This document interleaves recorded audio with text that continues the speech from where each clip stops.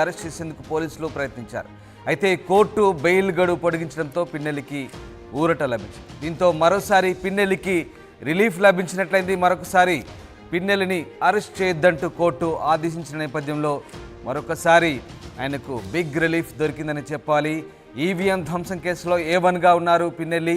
ముందు జూన్ 6 వరకు arrest చేయొద్దంటూ court ఆదేశించింది. మొత్తం 4 కేసుల్లో వారం పాటు పిన్నెల్లిపై ఎలాంటి చర్యలు తీసుకోవద్దంటూ కోర్టు ఆదేశించిన పరిస్థితి. దీంతో మరో వారం రోజుల పాటు ముందస్తు బెయిల్ను పొడిగించింది హైకోర్టు. ఎస్ రామారావు జాయిన్ అవుతున్నారు. రామారావు, పిన్నెల్లికి మరొకసారి రిలీఫ్ దొరికినట్లయింది. మరొక వారం పాటు ముందస్తు బెయిల్ను హైకోర్టు పొడిగించినట్టుగా తెలుస్తుంది. దీనికి సంబంధించిన అప్డేట్ ఏంటి? రామ్, ఏదైతే మాచర్ల మాజీ ఎమ్మెల్యే పిన్నెల్లి రామకృష్ణారెడ్డికి హైకోర్టులో రిలీఫ్ లభించింది. మరో వారం రోజుల పాటు ఆయనపై ఎటువంటి చర్యలు తీసుకోవద్దు, అలాగనే అరెస్టు చేయొద్దంటూ కూడా హైకోర్టు ఆదేశించినటువంటి పరిస్థితి ఉంది. అయితే హైకోర్టులో విచారణ సందర్భంగా అయితే మాత్రం పూర్తిగా హైటెన్షన్ నెలకొన్నటువంటి పరిస్థితి ఉంది. హైకోర్టు నుంచి ఎటువంటి ఆదేశాలు వస్తాయని కూడా అందరూ ఆసక్తిగా ఎదురు చూసినటువంటి పరిస్థితి ఉంది. రెండచింతల మండలం పాలవాయి గేట్లో ఈవీఎం ధ్వంసం, అలాగనే పోలింగ్ తర్వాత కారంపూడిలో జరిగినటువంటి దాడులు, అలాగనే దహనాలకు సంబంధించి కూడా పిన్నెల్లి రామకృష్ణారెడ్డి A1గా ఉన్నారు. కారంపూడిలో ఏదైతే అలజడులు సృష్టించారో టీడీపీ కార్యాలయం మీద దాని మీద A1 ముద్దాయిగా ఉన్నారు. అలాగనే కారంపూడి CI మీద దాడి చేసినటువంటి ఘటనలో కూడా ముద్దాయిగా ఉన్నారు. దీంతో పాటు ఏదైతే పాలవాయి గేట్లో టీడీపీ ఏజెంట్ నంబూరు శేషగిరిరావుని బెదిరించిన కేసులో కూడా మొత్తం 3 కేసులకు సంబంధించి A1గా ఉన్నారు. అలాగనే 307 కేసులు నమోదు చేయడం జరిగింది. అలాగనే ఈవీఎం ధ్వంసం కేసులో కూడా ప్రధాన ముద్దాయిగా ఉన్నారు. సో ఈ 4 కేసులకు సంబంధించి కూడా ఆయన అరెస్టు చేస్తారని ఊహాగానాలు ఉన్నాయి. అయితే హైకోర్టుకు వెళ్ళి ముందస్తు బెయిల్ తీసుకుంటే 6వ తారీఖు వరకు కూడా ఎటువంటి చర్యలు తీసుకోవద్దు, హైకోర్టులో ఫర్దర్ హీరింగ్ తర్వాత నెక్స్ట్ ఆదేశాల మేరకు నడుచుకోవాలని హైకోర్టు చెప్పడం జరిగింది. అయితే ఈ నేపథ్యంలోనే రాత్రి వరకు కూడా ఏం జరుగుతుందన్న ఉత్కంఠ అయితే నెలకొంది. పిన్నెల్లి ఉంటున్నటువంటి నరసరావుపేటలో ఉన్నటువంటి ఇంటి వద్ద భారీ స్థాయిలో పోలీసులు మోహరించారు. అలాగనే అదనపు పోలీసులు ఏదైతే లోకల్ పోలీసులు కూడా అక్కడికి రావడంతో పిన్నెల్లిని అరెస్టు చేస్తారు, హైకోర్టు నుంచి అటువంటి ఉత్తర్వులు వెలువడే అవకాశం ఉన్న నేపథ్యంలో అందరూ కూడా అలర్ట్ అయినటువంటి పరిస్థితి ఉంది. అయితే రాత్రి సమయంలో హైకోర్టు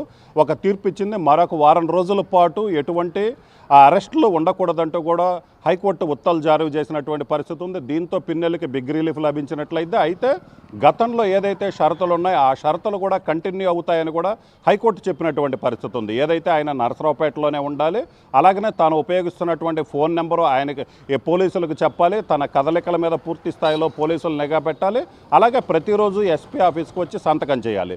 సో ఈ కండిషన్స్ అయితే మాత్రం మళ్ళీ కంటిన్యూగా నెక్స్ట్ ఫర్దర్గా మళ్ళీ మరో ఒక వారం వరకు కూడా ఇలా ఈ కండిషన్స్ అనేది కంటిన్యూ అవుతాయి.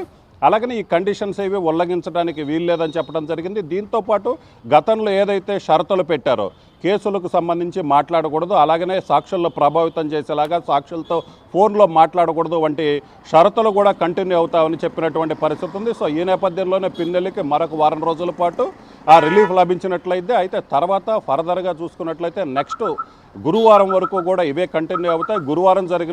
మళ్ళీ గురువారం జరిగేటువంటి హీరింగ్లో ఫైనల్గా డెసిషన్ తీసుకుంటామని హైకోర్టు చెప్పడం జరిగింది. అయితే దీనికి సంబంధించి చూసుకున్నట్లయితే న్యాయవాదుల మధ్య కూడా హైకోర్టులో తీవ్ర వాదోపవాదాలు జరిగాయి. ఎందుకంటే ఇది చాలా సివియర్ నేరము, ఇలాంటి నేరాల్లో బెయిల్ ఇవ్వటం అనేది తప్పుడు సంకేతాలు ఇస్తుందని చెప్పడం జరిగింది. ఏదైతే పోలీసుల తరపున అడ్వకేట్ అశ్విన్ చెప్పడం జరిగింది, ఇలాంటి కేసుల్లో బెయిల్ ఇవ్వటం అనేది రాంగ్ ఇండికేషన్ వెళ్తుందని కూడా చెప్పడం జరిగింది. అయినప్పటికీ కూడా కోర్టు దీనికి సంబంధించి ఏదైతే పిన్నెల్లి తరపు నిరంజన్ రెడ్డి పిన్నెల్లికి తాత్కాలిక ఉపశమనంగానే భావించాల్సి ఉంటుందా? తదుపరి విచారణ తర్వాత మళ్ళీ వాదోపవాదాలు జరిగితే కనుక పిన్నెల్లికి చుక్కెదురయ్యే అవకాశం ఉందా? ఆయనకు ఖచ్చితంగా పనిష్మెంట్ తప్పదనుకోవచ్చా? రామ్, ఖచ్చితంగా. ఎందుకంటే ఆల్రెడీ దీనికి సంబంధించి నెక్స్ట్ హీరింగ్లో ఏం జరుగుతుందనే ఒక ఆసక్తి అయితే మాత్రం ఉన్నటువంటి పరిస్థితి ఉంది. ఎందుకంటే ఆల్రెడీ నంబూరు శేషగిరిరావు ఏదైతే ఈవీఎం ధ్వంసం ఘటన కేసులో ఆయన్ని అడ్డుకున్నటువంటి టీడీపీ ఏజెంట్ నంబూరు శేషగిరిరావు సుప్రీంకోర్టుకు వెళ్ళడం జరిగింది. సుప్రీంకోర్టు కూడా విచారణలో భాగంగా కీలక వ్యాఖ్యలు చేసింది. ఇలాంటి ఘటనల కేసులో మధ్యంతర బెయిల్ ఇవ్వటం అనేది ఎంతవరకు కరెక్టు, హైకోర్టు తీర్పుని మరొకసారి ఆలోచించుకోవాలి. నెక్స్ట్ హీరింగ్లో ఏదైతే నిన్న జరిగినటువంటి హీరింగ్ ఉందో, సో నెక్స్ట్ హీరింగ్లో దీనికి సంబంధించి మళ్ళీ మరొక డెసిషన్ తీసుకోవాలని కూడా ఒక సూచన చేయడం జరిగింది. సో సుప్రీంకోర్టు సూచన చేయటంతో మళ్ళీ ఈ కేసులో పిన్నెల్లికి ఏదైతే ఇప్పుడు మధ్యంతర బెయిల్ రద్దు అవుతుంది అనే ఒక అవకాశం అయితే ఉన్నట్లు పరిస్థితి ఏర్పడింది. అయినప్పటికీ కూడా కోర్టు మరొక వారం పాటు ఆయనకి ఎటువంటి అరెస్టు చేయొద్దంటూ ఆదేశాలు జారీ చేసింది.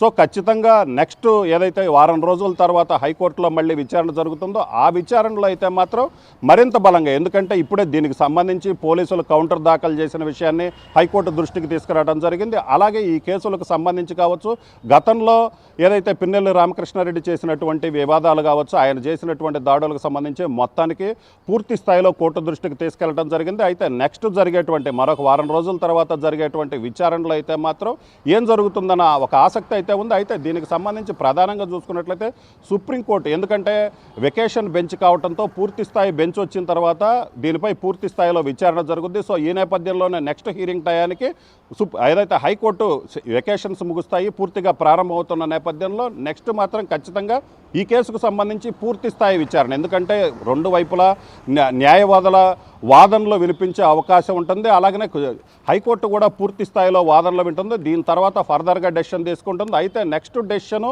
ఖచ్చితంగా పిన్నెల్లికి అనుకూలంగా ఉంటుందా, వ్యతిరేకంగా ఉంటుందన్న ఆసక్తి అయితే మాత్రం అందరిలో నెలకొంది. Ram, right, thanks for the update Ramarao. ఇది మొత్తం మీద పిన్నెల్లి రామకృష్ణారెడ్డికి అయితే తాత్కాలిక ఊరట మరోసారి లభించింది హైకోర్టులో.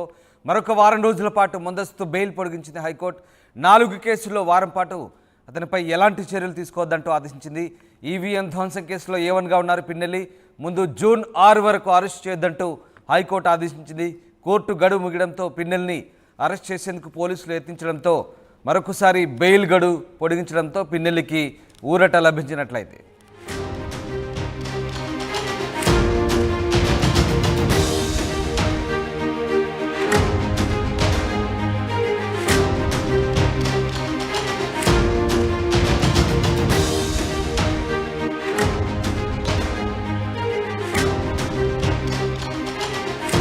మాచర్ల మాజీ ఎమ్మెల్యే పిన్నెల్లి రామకృష్ణారెడ్డికి హైకోర్టులో మరోసారి ఊరట లభించింది. మరో వారం రోజుల పాటు ముందస్తు బెయిల్ పొడిగించింది హైకోర్టు. 4 కేసుల్లో వారం పాటు పిన్నెల్లిపై ఎలాంటి చర్యలు తీసుకోవద్దంటూ ఆదేశించింది. ఈవీఎం ధ్వంసం కేసులో A1గా పిన్నెల్లి ఉన్నారు. ముందు జూన్ 6 వరకు అరెస్ట్ చేయొద్దంటూ హైకోర్టు ఆదేశించింది. కోర్టు గడువు ముగియడంతో పిన్నెల్లిని అరెస్ట్ చేసేందుకు పోలీసులు ప్రయత్నించారు. అయితే కోర్టు బెయిల్ గడువు పొడిగించడంతో పిన్నెల్లికి ఊరట లభించింది. దీంతో మరోసారి పిన్నెల్లికి రిలీఫ్ లభించినట్లయింది. మరొకసారి పిన్నెల్లిని అరెస్ట్ చేయొద్దంటూ కోర్టు ఆదేశించిన నేపథ్యంలో మరొకసారి ఆయనకు బిగ్ రిలీఫ్ దొరికిందని చెప్పాలి. ఈవీఎం ధ్వంసం కేసులో A1గా ఉన్నారు పిన్నెల్లి.